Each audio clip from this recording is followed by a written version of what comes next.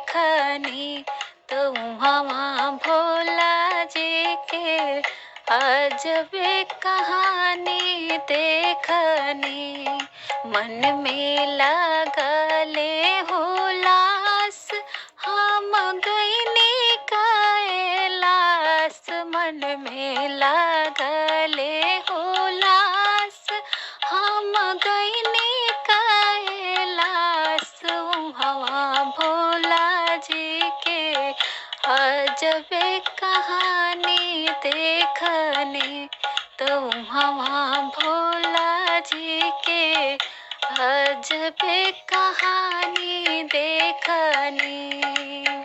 भूत अंगना बहारे, प्रेत बड़तन खंघाड़े। भूत अंगना बहारे, प्रेत बड़तन खंघाड़े।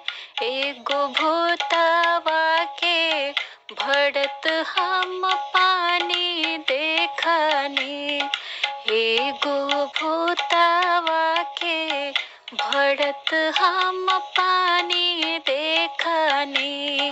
उहाँ भोला जी के गजब कहानी देखनी।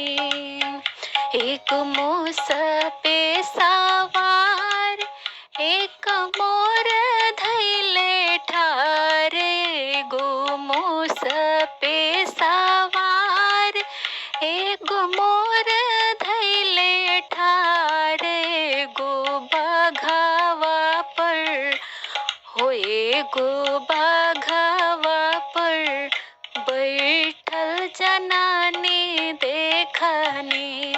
एगो बघवा पर बैठल जनानी देखनी, तो हवा भोला जी के गजबे कहानी देखनी, तो हवा भोला जी के गजबे कहानी देखनी।